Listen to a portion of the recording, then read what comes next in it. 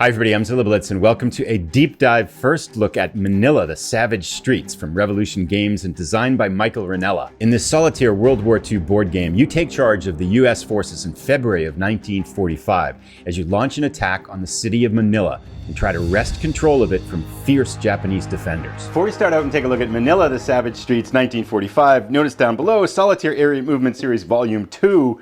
In case you didn't know, Stalingrad is the first edition in this series. Similar rules, similar mechanics, and similar gameplay. Of course, the context, historical context, very different in that we've gone from the East Front in Russia to the Philippines with US and Japanese forces.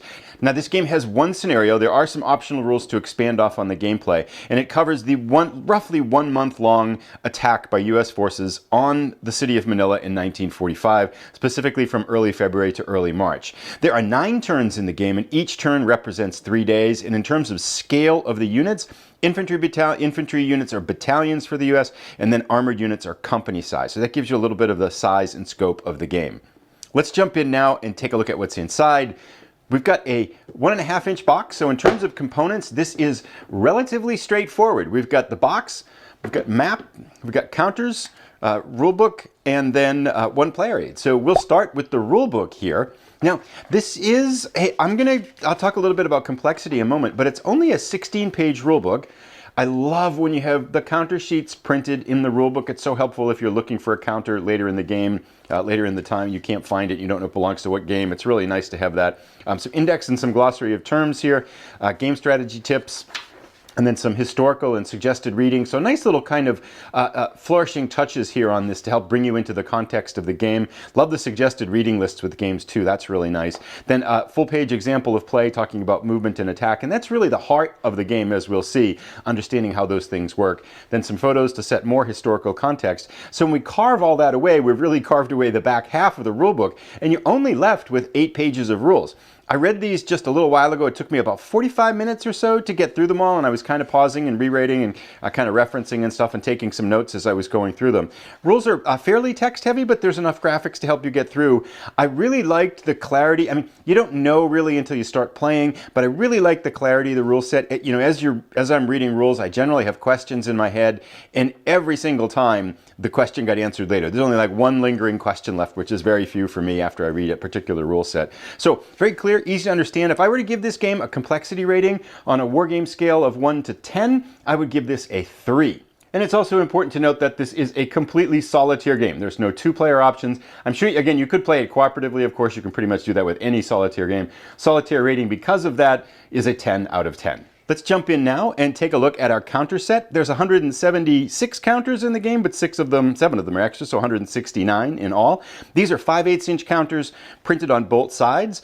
And we can see on the right side here, we've got the US units. If we just walk through what the values are on some of these US units, it's pretty straightforward. The left side is your attack power and the right side is your movement. So very traditional kind of wargaming information on these counters. There's also in the top right-hand corner, you can see sometimes a numer or a designation. That's the turn of the area of entry if it's a number. And then if it's got like T6 or something like that, that's the turn of entry for US reinforcements. Now, the Japanese units are up here, and the way these work are that you're going to situate them randomly depending upon the area. So these Japanese units go in clear terrain, these Japanese units go in forts, and then these Japanese units go in the urban area. And then as US units move into these areas, that's when they're going to get flipped over and you're going to see what's in the area that you're moving into. Again, this is an area movement game. And if we look at the other side, we can see the types of things that are there. Now, each one of these Japanese counters has a strength element to it, though the number is its kind of defensive fire, kind of its defensive strength. And then it also has a function too that happens the very first time that unit is revealed. Ambush, barrage, fanatic, or elite. And each one of those things do different things to cause problems for your attack plans. We can see on the back side here too of the US units, we've got spent. So as units perform actions in turns, they're going to be flipped over to their spent side, which designates that they can no longer be used in that particular turn. Then we have a bunch of control markers for the US and some markers for different types of random events are here. We'll talk about those as we get into the map a little bit more, and then some of the counters for kind of monitoring gameplay too. So a very clear and easy to understand rule counter set. Looks really good. Also, if we talk about, look up here, we've got artillery support, then there's air support, and then engineer support. So engineers, artillery, and air isn't really modeled by units. They're modeled by these counters that you bring in to help with specific attacks. They're almost like supplementary forces that are brought in to try to kind of perform an attack on a particularly thorny area. So that's basically how you're going to use those elements of it. And there is a combined arms element to the game too, where you're going to get benefits if you can link together multiple types, infantry, armor, and then support going into a particular hex.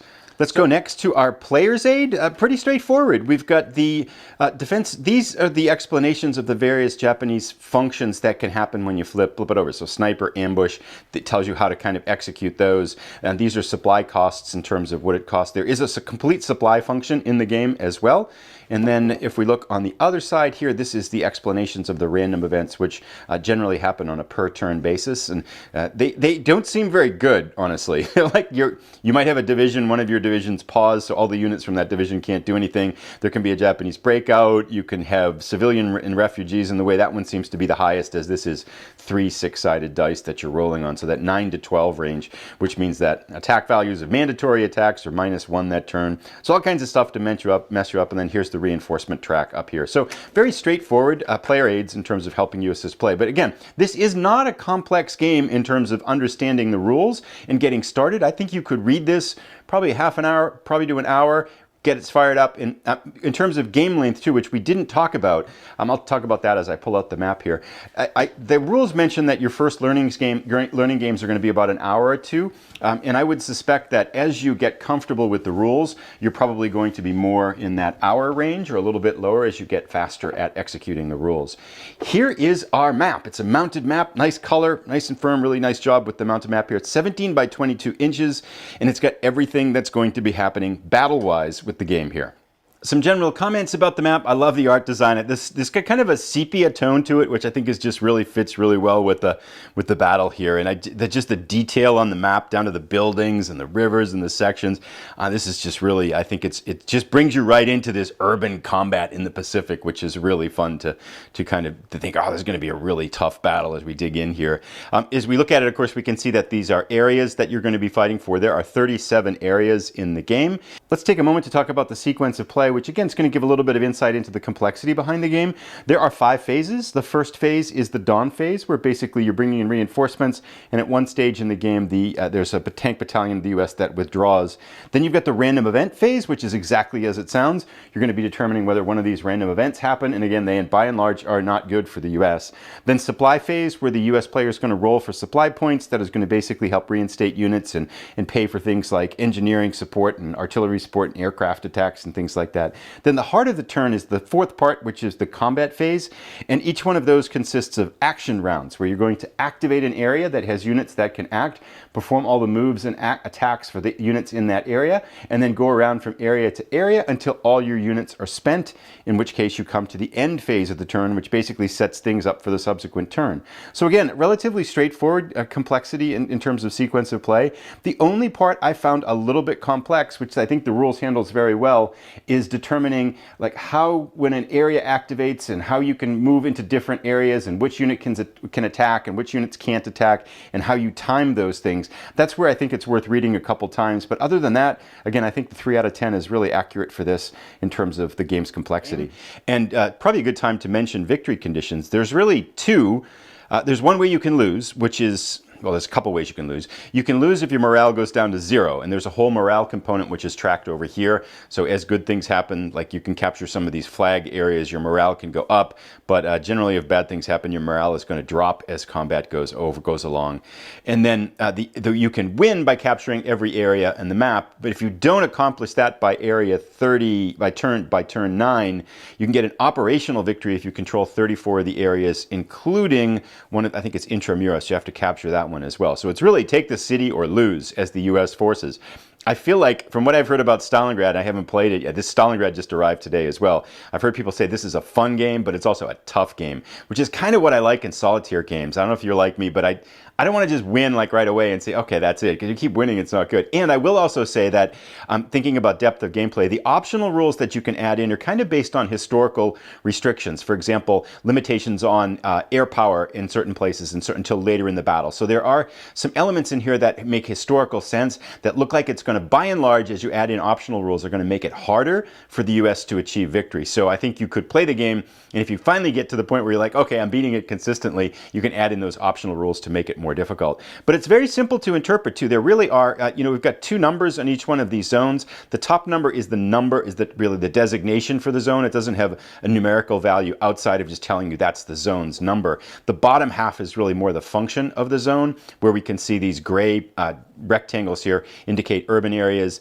The circular areas here with the green on the bottom indicate clear areas. And we see +2, +3, and then the hardest areas are +4. These add values to the defense value of the units that are there. So attacking into this Provisor Island power plant is going to be a lot harder than taking Marikina River over here. And then lastly, the green or red for the top half of the designation indicates who owns that position at the start. So the US really own these two areas up in the north, and then Area 30 down here in San Rafael to the south of the city. So you're going to be launching your attack and spreading out, it looks like this way.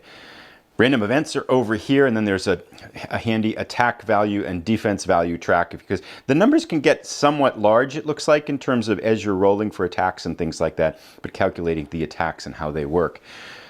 There you have it. Good look at Manila The Savage Streets from Revolution Games and designed by Michael Rinella. I'm curious if anyone's gotten it yet and have played it. And I know people have said a ton of really good things about Stalingrad. I'm very much looking forward and excited to dig into this series. I'm glad that Stalingrad's back in print and this one's arrived today as well. If you like this game but are looking for something a little bit more modern, there's another solitaire area movement combat game called We Are Coming Nineveh from Nuts Publishing that covers the 2017 attack on the city of Mosul by Iraq security forces against ISIS. Here's a link to that first look here. Thanks for watching, everybody. Have a good day.